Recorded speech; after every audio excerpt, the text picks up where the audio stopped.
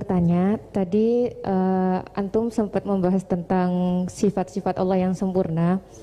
Beberapa hari yang lalu ada teman saya yang tanya ke saya, Mbak Nafilah, kebetulan anak ini memang baru hijrah gitu ya, baru belajar Al-Quran, baru baca-baca.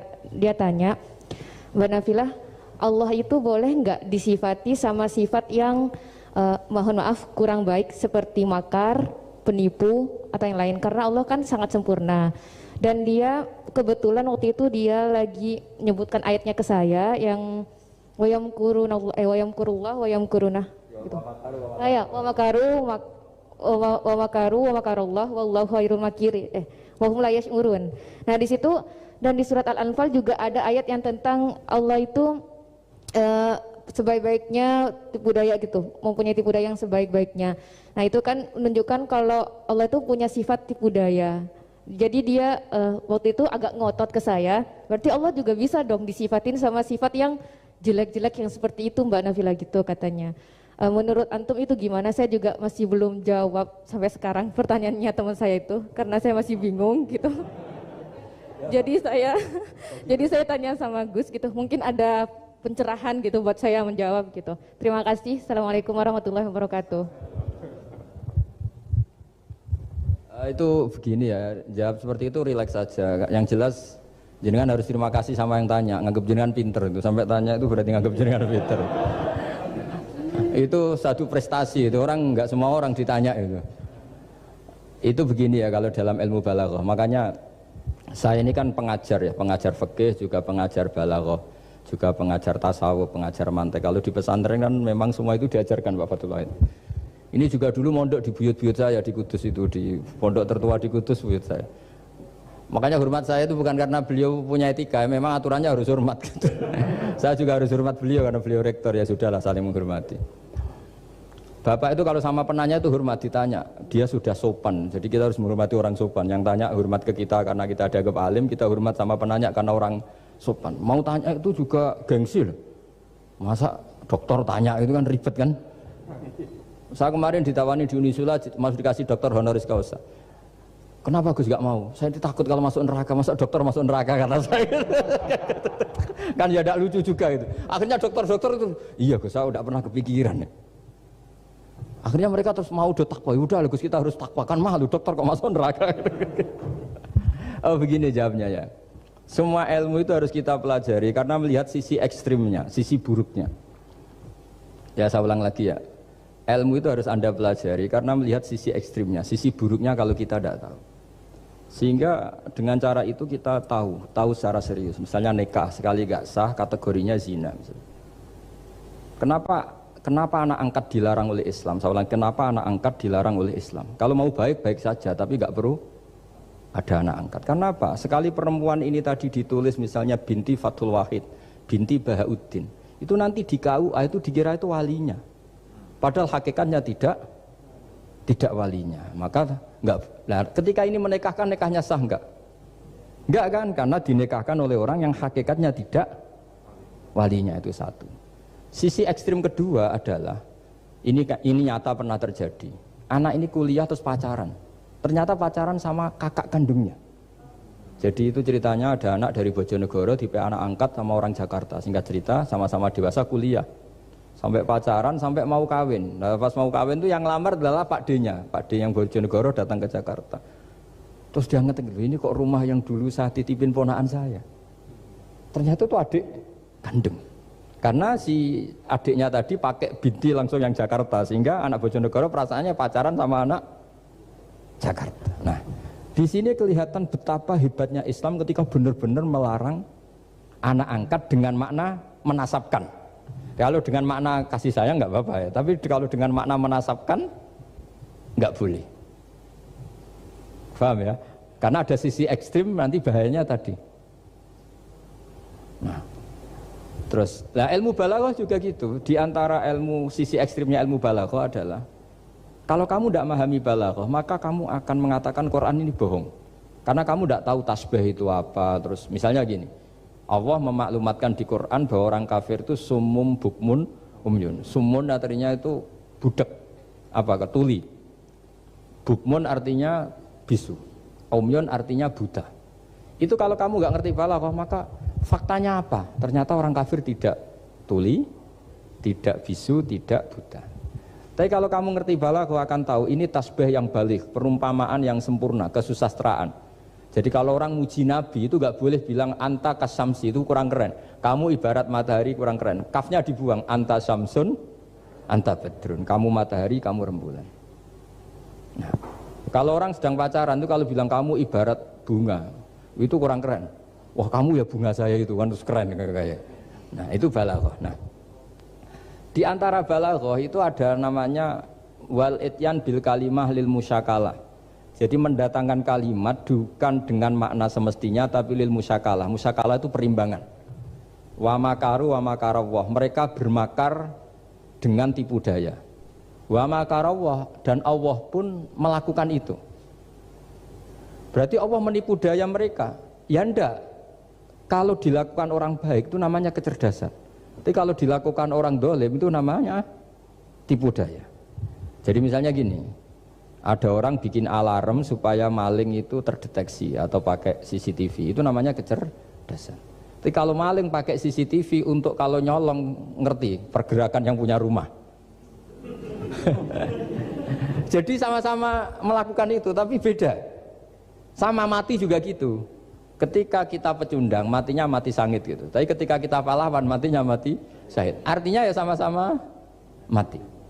Nah, di balaghah itu ada istilah musyakalah. Musyakalah itu ayat itu sebenarnya banyak, Mbak. Ada yukhadi'una waha wa huwa khadi'uhum wa yamkuruna wa yamkuru wa makaru wa makaru, itu banyak.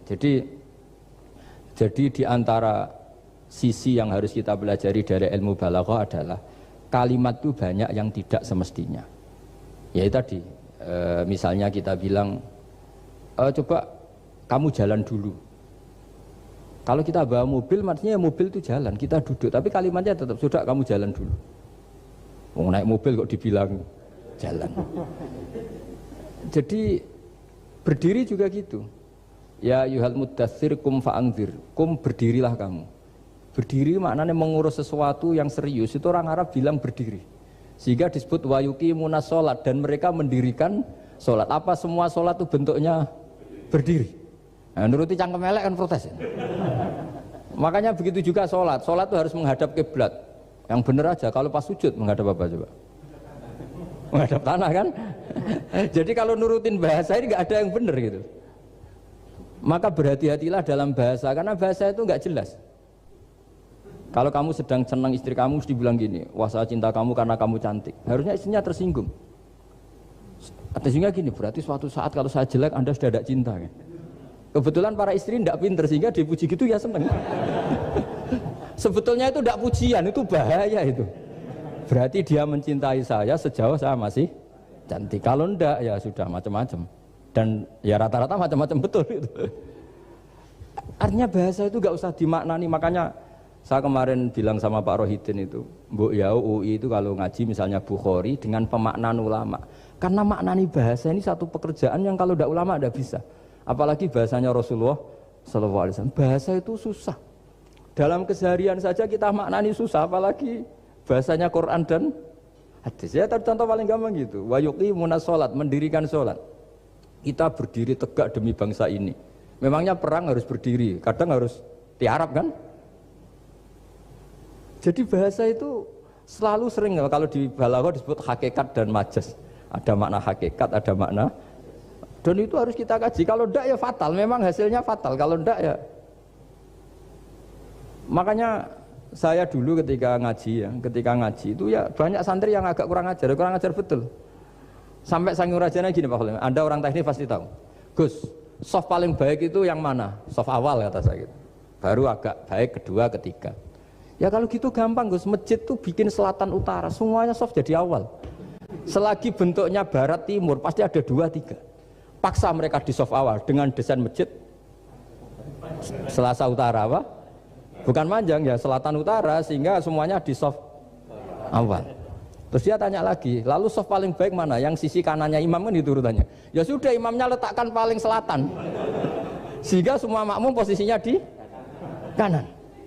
Ya kalau itu anjuran Islam ya didesain sak bangunannya katanya. Ribet itu.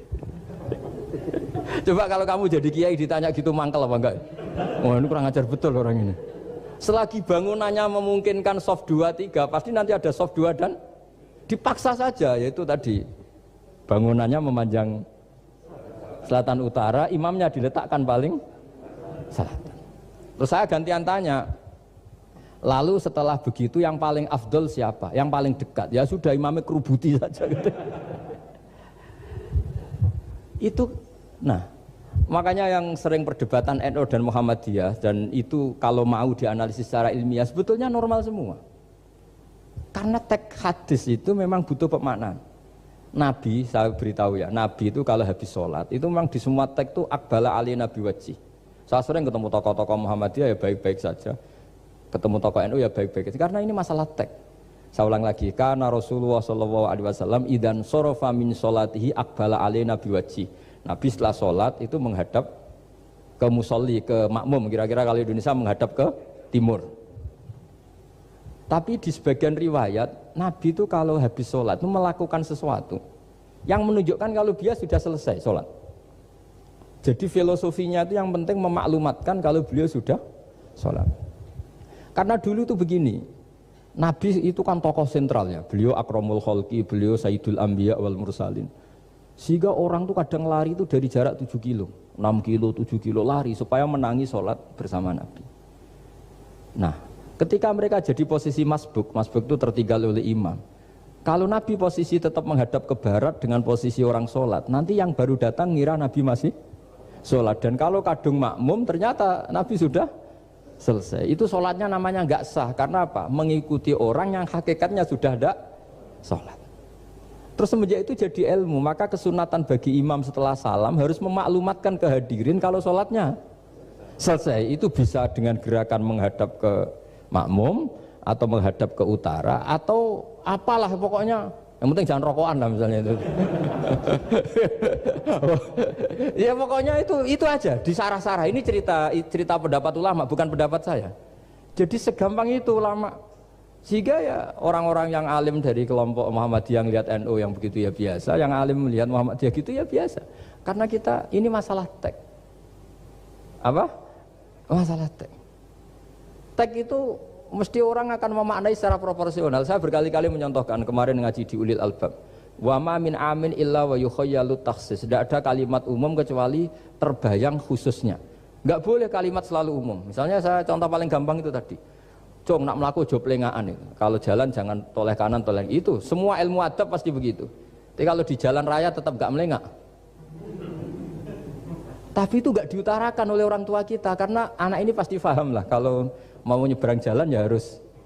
Tapi kalau kita nasihati kan tetap, Cong kalau jalan-jalan jangan lihat kanan, lihat kiri, jangan. Tapi hakikatnya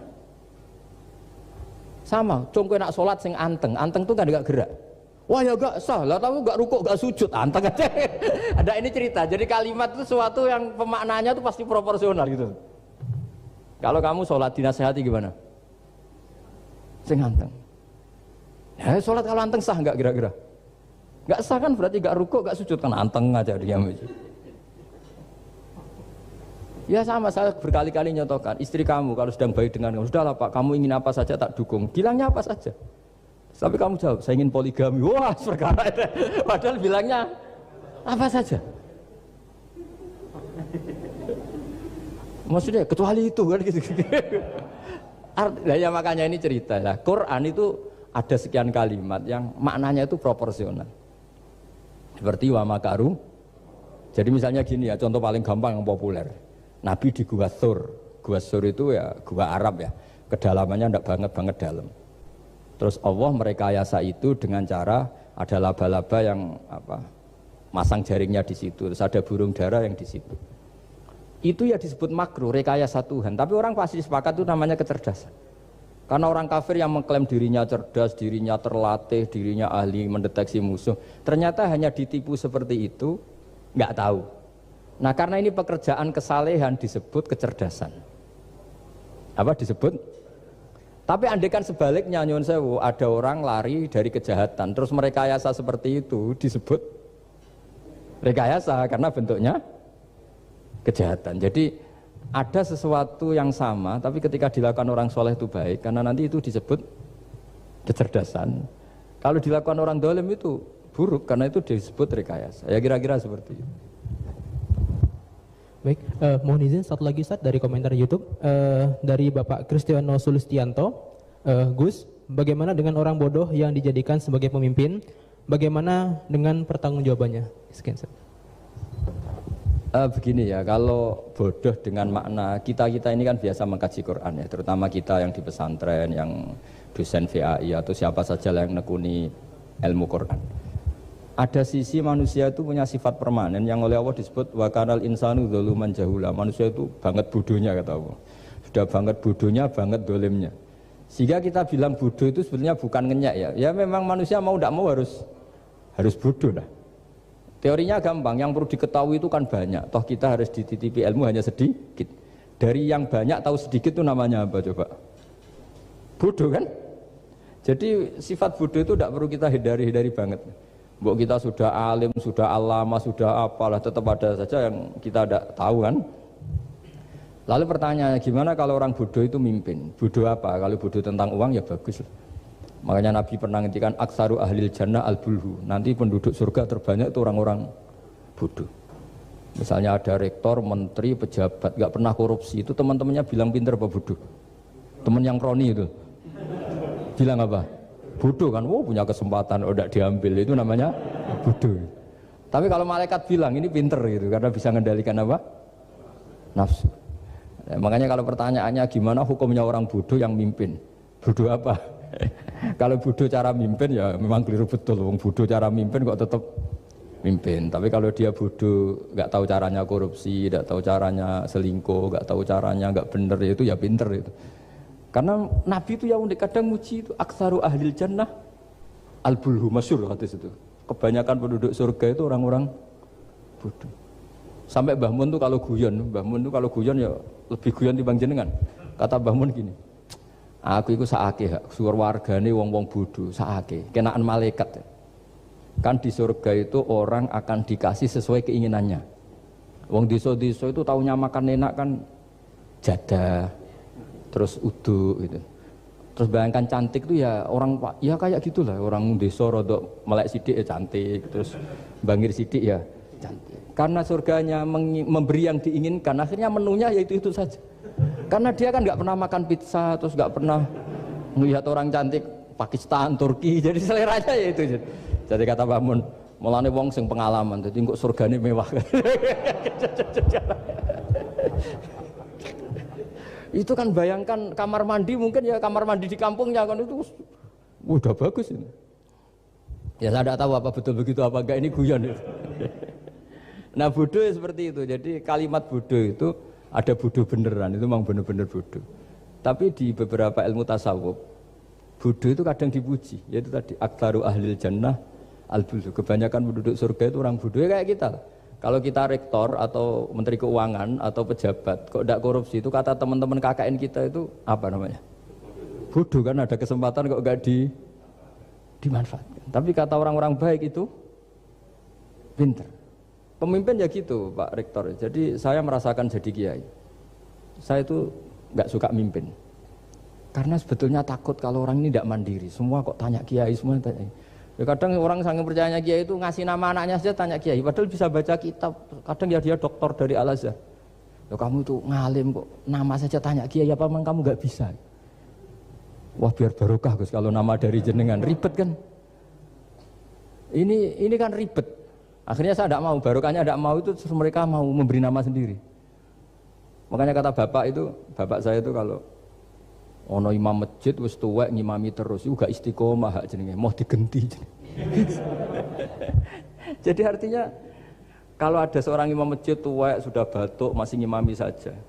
Di satu sisi itu pinter ya, di mana-mana kalau ada yang tua sama yang muda ya didahulukan yang tua. Tapi kalau pertanyaannya itu kalau di bab adab, tapi kalau nanti temanya regenerasi, ini tersangka enggak?